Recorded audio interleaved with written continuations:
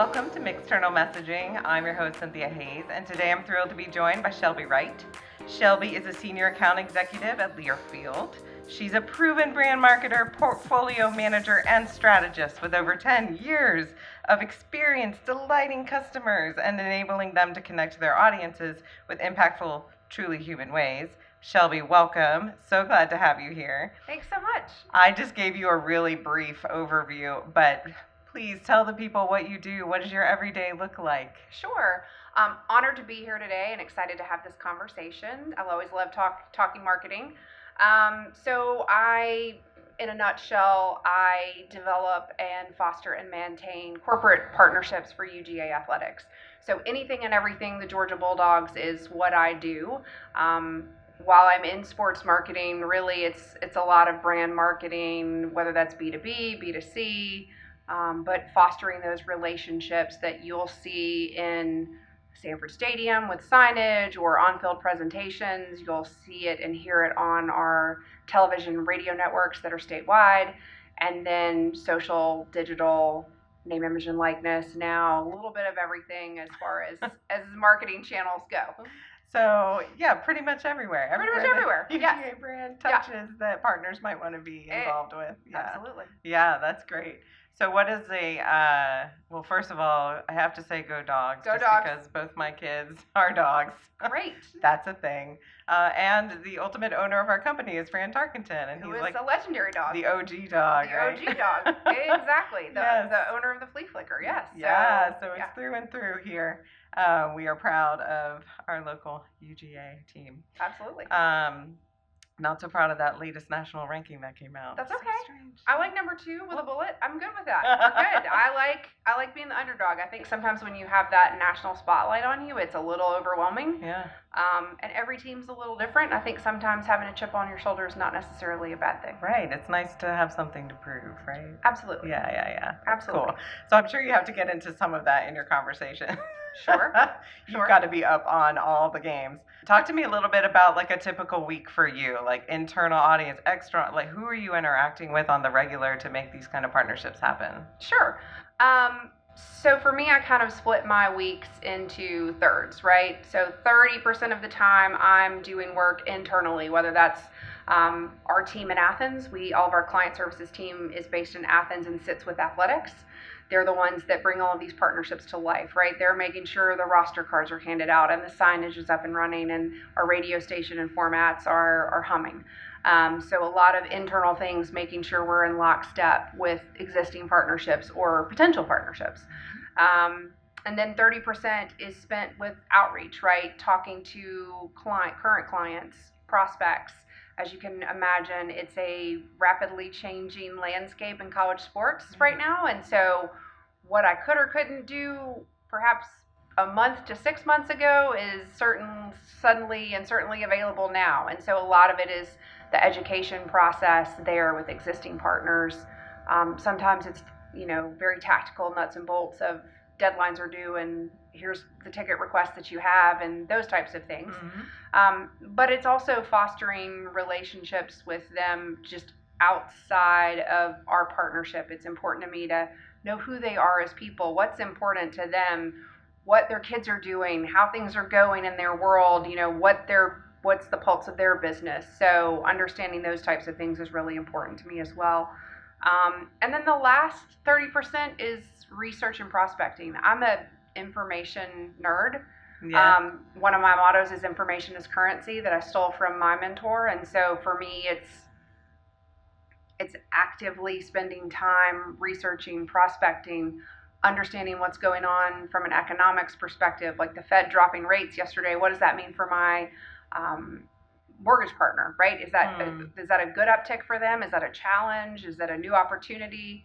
But then also prospecting for new partners, and our partners are wildly different. I think there's a misconception that you have to be a national brand to partner with UGA, but that's not it. We want to work with Georgia-based businesses who are employing Georgians. That's a lot of people across the state. That's a huge potential. Huge potential. Huge Yeah. potential. Yeah. And partnerships vary, right? Some are B2C focused, some are B2B focused. So One of the things I love about my job is getting to know my partners and their businesses. I kind of feel like I get to peek behind the green curtain and learn a little bit about their business and what makes things tick for them.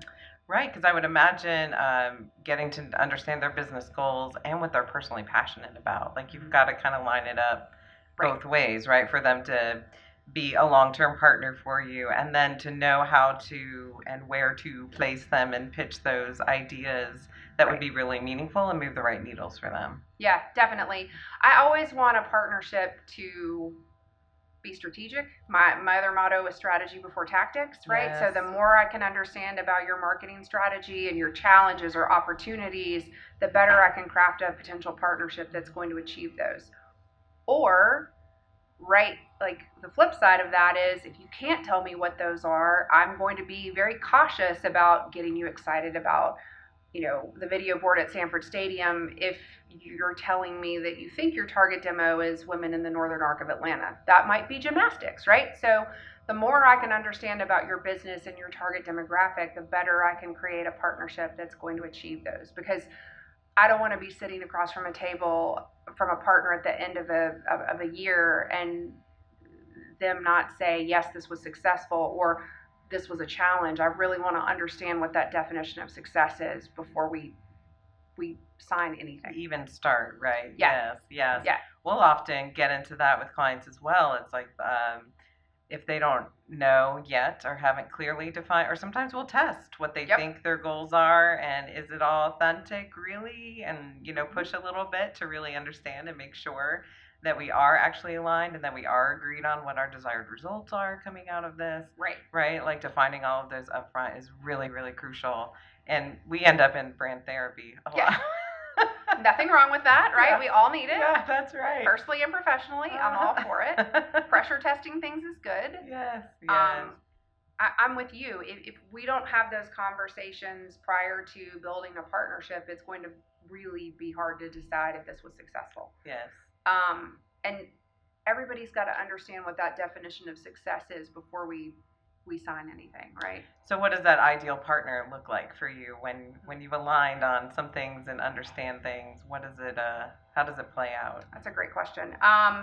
So for me, I like a partnership to have very authentic roots, right? I want to understand, are you trying to recruit talent? Are you trying to create brand awareness? What does that mean? I like partnerships of all sizes. Some are more transactional, but the ones that I really enjoy are the conceptual partnerships, right? Where we can really dig in and talk about problems and opportunities. Most of my partners right now are struggling with labor, whether that's recruiting or retaining labor. Yep. Whether you're a IBEW Local 613, which is looking for skilled blue-collar labor, to other partners that are trying to recruit college students, right? Mm-hmm. Those are very different audiences, and how they consume information is different. Right. And so I think also dispelling some myths sometimes of, we need to be on Facebook or we need to be here, but if that's not where your audience is, that might not be the best place to put your partnership. So that pressure testing is important. I do like to be devil's advocate, and I also like to talk about the full cost of the partnership, right? So if somebody gets really excited about wanting to hand out something at games, do you have a street team that can execute that, right? That's an additional expense. All of those items that you're going to hand out, that's an additional expense, right? So while I want to take your whatever budget that you have there, I also want to be thoughtful and make sure I'm being a good partner and a good sounding board as we move forward in a partnership. And my big thing is sometimes let's walk before we run, and that's okay. Like if you get excited about Sanford Stadium, or you get excited about kind of the flashier pieces that we might have, that's awesome, but let's also make sure we don't spend everything with this one small opportunity, and we look at the holistic approach of what you're trying to accomplish. Right. Because one thing that you and I have chatted about before is the number of times it takes for someone, for your brand to show up before people really start paying attention, really understanding who you are and what you do. Yeah. So how do you encourage your partners to think maybe a little longer term than they're like, I want to be at the national championship game, boom, done. Right. My old boss, when I was at the University of Tennessee, used to talk about repetition and frequency, right? And he's correct. It's absolutely, to me, the way to go. Sometimes I will use the number of emails, phone calls, LinkedIn messages that I used on them in order to get them to return So good. my phone calls. Yes. And say, Love okay, it. it took me 9 times, 12 times, 2 years, 18 months, whatever that time frame might be. Mhm. Let's also talk about the life cycle of trying to reach a Georgia fan or a student or those types of things. So I do use that as tools in my toolkit, right? Yes. Of, hey, it's taken me, I can go back and pull all of these times I've reached out to you in all of these various channels, and That's right. that's the one you chose to respond to. Right. So I think having those conversations up front is important. I also think, again, everybody consumes information differently. You and I consume information differently, and we're in theory in a similar demographic, Right. but you may be like more invested in over-the-top television, and you might you might not listen to radio. So I always, again, I want to understand about who they're trying to reach, and then let's see if we can't tailor that message. But I also, it's little things, right? Like, maybe don't send social media first thing Monday morning, right? Because everybody's trying to get into the flow of the week. And Right. Yes. while you might want to get it off your calendar or your desk, if your target demo, that's not a good time to reach them, then let's just talk. Gonna get buried in their feed. Right. Then yes. Right. Let's talk about why it's not a good time. Yes. And then I think the other thing that's important is to do your research. We have so much information available in our hands now with a phone. It's not hard to look up a company, look someone up on LinkedIn, if they're publicly traded, you can read their investor reports, those kinds of things, and better understand who they are. That way, when you do have an opportunity to talk to them, you have a more impactful conversation. And I encourage partners to do the same with our audiences, right? Like, don't say "Go Dogs" or "Hey Dog fans" in the radio broadcast. It's implied. Don't waste the time. Seconds, You're yes. wasting seconds in a 30-second spot, right? So I mean, little things like that, or perhaps consider a female voice because it's going to break up a male-dominated, male-heavy broadcast. Right. Little things like that to kind of nuance partnerships, I think, is important.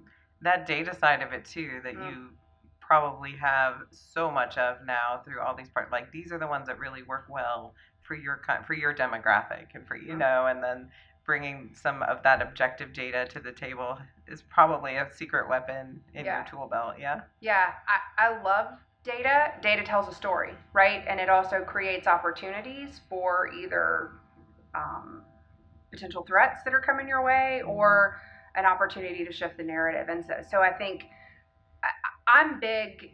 I was a partner of Learfield before I came to this side of it. So to me, the sales reps that worked with me and reached out to me, agency partners that reached out to me, the ones that they had done even the modicum of homework on what my company was, what was important to us, what we were doing, those got my attention. And so I always try and keep that hat on as I am talking to partners.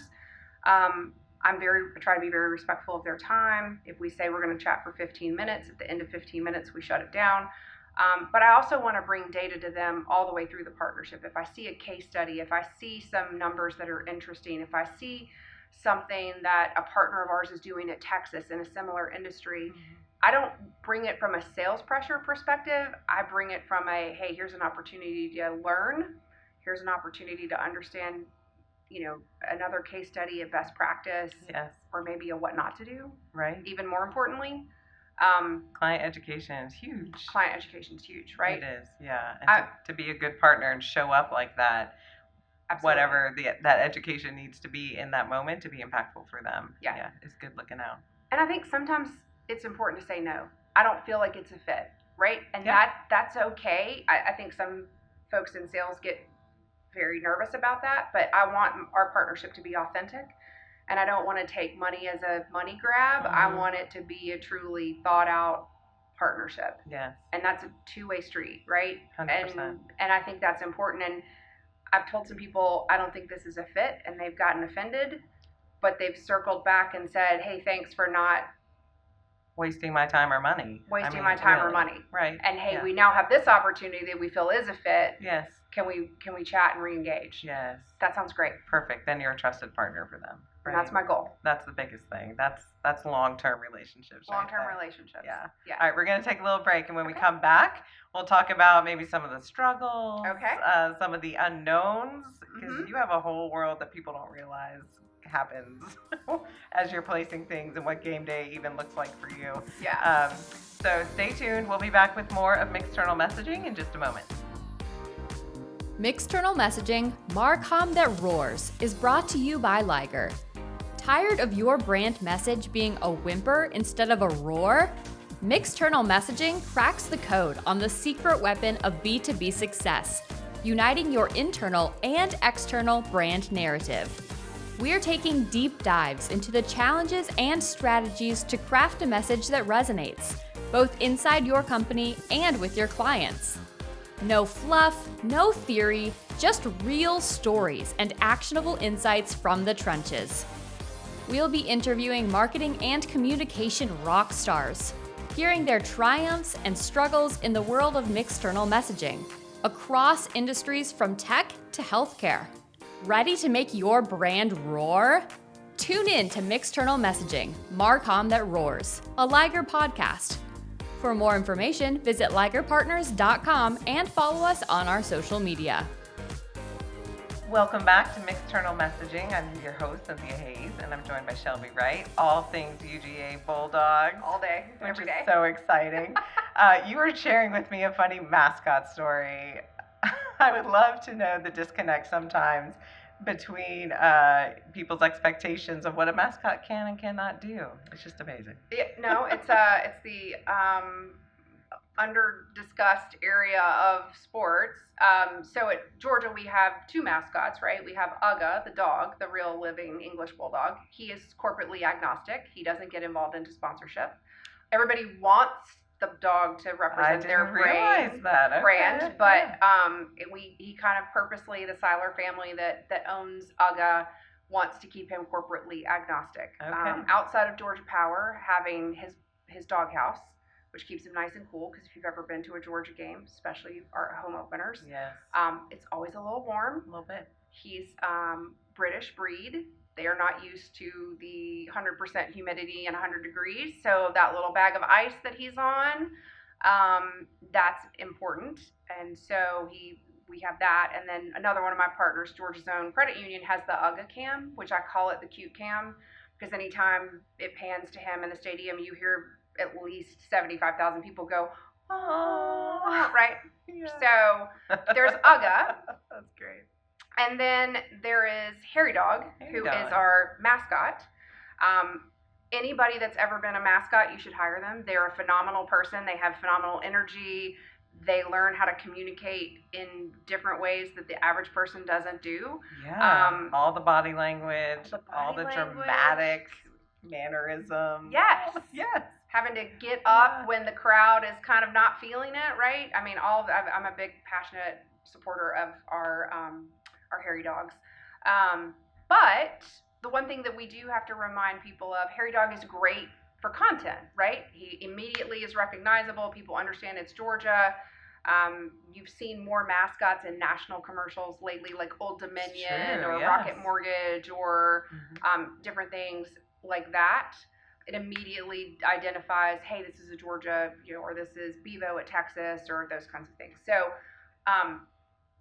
as you deal with advertising agencies and creative folks and they're drafting scripts, they'll send stuff. And, I've had to politely say, Harry only has 4 paws. He doesn't have thumbs. So he can hold some things, but he can't hold other things. Harry can't talk. So I've seen people send scripts back and I have to politely remind them Harry cannot speak. He can do this, but he can't speak. So I think understanding the limitations of a mascot. Also, there's certain things that he is not allowed to do. Yes. And we've been asked all kinds of things over the years, and so you kind of have to politely say, that's a great idea. However, we're not going to be able to do that. Maybe Harry could do this instead. Yes. But also know that, some people don't like mascots and are scared of mascots. Little kids sometimes are. My children were deathly afraid. I mean, Disney World was a nightmare the first Right. time we went. It was like, oh, no, too young. Too young. We're not going to do this again for a while. Yeah. Yes. And so I think Harry's really good at picking up on the psychology of where somebody's at, meeting him halfway or not at all, and respectful of that body language. Which is a skill too, in the moment, to be able to read that quickly and either move on or make their day. Right. Yes. Right. And all doing it while very warm and potentially not able to see everything all around them, right? So I've never put one on. Oof, I can't imagine. I have an immense amount of admiration for the students that do that as part of our spirit and cheer program. They are kind of the unsung heroes of what we do. 100%. Yeah, they're great kids. Yes. Hire mascots. Anybody out there? If they've been a mascot, hire them. Yeah. Great advice. Yeah. Okay, so what are some other maybe like behind the scenes struggles that your team might have to navigate that on behalf of your clients, like real time, because you're dealing with live sports situations and broadcasts and all of that. Yeah. Maybe there's some things that we might not realize having not sat in your seat. I think the biggest thing is flexibility, right? Understanding first and foremost, the university is designed to educate students, right? Athletics is the front porch a lot of times of a university, but its true mission as somebody who sits on the board of the journalism school is to educate students, right? And generate great Georgians that are committed to leading the state. And we're on a college campus whose main function is to be a college campus. So while you'd love to move in Friday at 10 a.m. to set up your activation, we might not be able to do that until Friday after 6, right? And that's not our rules. That's campus's rules. We share campus, and we've got to be good partners and good stewards of the spaces that we're allowed to use. So I think the fluidness and flexibility piece is important. To that point, also, college sports is driven by TV. And I can't tell you what time kickoff is going to be, most likely. And a noon game is a very different experience than a 7:30 game, which is very different than a Friday night game. We have a Friday night game for the first time in my known history. Okay. That's different, right? Yes. Different audience and a different mood. Different traffic patterns, different all kinds of things, right? I mean, the number of people that it takes to pull off a University of Georgia football game, I've always said that would be a great documentary, right? From the people managing parking lots to getting ice delivered at 5 a.m. to, sound checking and painting the field and all of that. I mean, those are the unsung heroes, right, that make game day possible. But all of that to be said, you could sign a partnership and say, hey, we want to activate on campus and we want to give out food. Well, a 12 o'clock game is going to have a different food crowd appetite, pun intended, than a 7:30 crowd. Yes. And so I think really understanding and being prepared to be flexible is key in sports marketing. Weather. We can't control weather. If I could. You can't, Shelby? I can't. I wish. I would be living in Vegas and probably making a lot more money. Right. We can't control weather. We can't control, TV. We also can't control certain things from a safety perspective, right? When you put 90,000 people together, Homeland Security gets involved, and there's a lot of people that are making sure people stay safe. Yes. And so some of the rules that we put down, it's not we're trying to be difficult. We're just trying to follow the rules that, police, first responders have said are important. Yes. And I think that's important for people to understand too. We want everybody to have a great experience, but we want them to go home safe. Yes, that's the 100%. most important thing. To come back again next week. Yes, yes, so much. There's so many details that you have to be prepared to communicate and navigate with your clients, because I imagine they have different comfort levels at each of these stages and phases, and making sure expectations are very clear so that they're not surprised if and when something needs to shift, right? Right. That's a big deal. Yeah, and they're long days, right? That's the other thing I think people should understand. I think folks think I'm out tailgating and then wander over to the game, and that's not the case. I mean, our Athens-based team especially those are 12 to 14 to 16-hour days, depending on when kickoff is and Okay. what else is going on. And I think I want clients to understand that too. And I'm going to protect my team if they're pushing or asking for them to be there additional hours or those types of things. And the flip side for them too of, okay, remember when you sign on to do this activation, you're going to have to be in place 3 hours ahead of kickoff. Okay, so if kickoff's at noon, that's at 9, which means you might have to leave Atlanta at 6:30. You know, I mean, again, let's talk through the ugly The pond. reality of it. Yeah, the reality of what this is going to look like, so that we all are prepared and we have the best experience possible. Yes, Also, wear great. comfortable shoes. Number one tip. Number one tip. Yeah. Always in life. Always. Just in Oh, general. maybe bring a change of shoes. I don't know. Yeah. That's great. Yeah. So one other area that you focus on that we haven't talked about is the name, image, likeness, NIL, working with the athletes and finding partners for them. So that's a new world. It's a new world. Seems like it changes every other day. It does. Yeah. So I have strong feelings about NIL, and a lot of it comes from I sat on the board of a foundation that Rennie Curran, former student athlete, started. A lot of student athletes prior to NIL were almost at a disadvantage to other students. Now they had this amazing recognition, name recognition, knew who they were, but because of rules, they couldn't have a summer job. They couldn't go back to their town in the summer and work at McDonald's or do whatever, because that would then, money.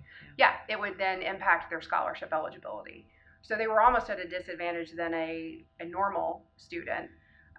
So I am happy that they can enter into name, image, and likeness partnerships now. My concern is always, is an authentic brand relationship, right? For them and for the brand. Yes. That both sides have done their homework. They're an influencer or an endorser when it's all said and done. So I want brands to understand what that means. You're partnering with an 18 to 22-year-old.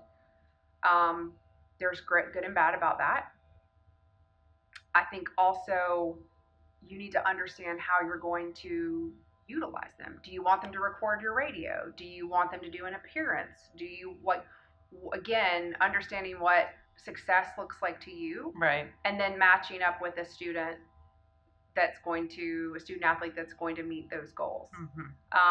One of the things that I'm really proud of at Georgia is, our female student athletes are securing deals 2-to-1 for men, as far as numbers of deals. Love it. Love it. Yes. Good for them. Yeah, our female student athletes are really smart, really savvy. All our student athletes are really smart and really savvy, but especially some of our female student athletes are very savvy in understanding this is a great opportunity to network with a potential business that they may want to go work for, right, or work with. They want to have a deeper connection, understand things, and I think that's great for students to kind of dip their toe into the business world. Less than 3% of student athletes will go on to play professionally, so that other 97% are going to enter the workforce. Yes. And again, it's leveling the playing field, pun intended. They're getting some exposure to the business world and understanding what KPIs are and marketing objectives and brand strategies and what a commercial shoot looks like and how many people are behind the scenes making something happen. Yes. You don't know unless you experience those things firsthand. Right. And to be able to have conversations with business executives is a big deal. It's a big deal. When you're in college. Yeah. It's a big deal. Just learning how to present yourself even off camera to them. Right. Right. Yeah. And I think for us at Georgia, one of the things I'm really proud of is we've had a program for several years called the Georgia Way, which is if a student athlete leaves out early to go play professionally, we will, and their professional career ends, we will pay for them to finish their degree. And that's huge, right? Not every school can say that. I'm really proud that we do that because our true goal is, to generate graduates, right? And I think that's important. And I think these NIL deals will potentially help them understand the value of finishing their degree. Yes. To become a part of the business world. Or if their career is a long career, help them better navigate being their own business as well. And what partnerships are good and maybe what partnerships are not a fit. Right. Because their personal brand matters a lot. It matters a lot. it shows up everywhere and people will find it and there's a history there and all the things. All the things. Yes. It's like I always say with social media, it's your pen, not pencil, right? Yes. Yes. It's an ink at that point. It really is. And to be able to, not all of us know, and we all evolve, as we grow and change Absolutely. and shift. We don't know exactly who we are, especially, younger, but to make sure that they're making wise choices with good partners that aren't going to take advantage of them or, any of that. It's certainly a big ask. So kudos to you. Kudos to the student athletes who are embracing it, right? And learning financial literacy and learning how to file their taxes and, kind of all of these things along with it. Yeah. And I know I said hire mascots, but also hire student athletes, because you want to talk about people that are excellent time management. They're coachable because they've been coached their whole life, right? Yeah. They take feedback really well and they grow from it. Student athletes are really great employees. They are. I can attest to that. We have several, and Perfect. my son is one. Yeah. Perfect. I love it. Yes. Put your money where your mouth is. Yes, absolutely, 100%. So we're gonna wrap it up. Okay. This has been so much fun. It's been great. I ask every guest at the end, but let me tee it up. So Liger wants our clients to be known in all the right places for all the right reasons at all the right times. Shelby, what would you like to be known for? Personally, I want to be a great partner and listener to the people that are important to me in my life, and a great cheerleader for them. It's important to have a tribe. Yes. And so that's really important to me. Professionally, I want to be known as a trusted partner, right?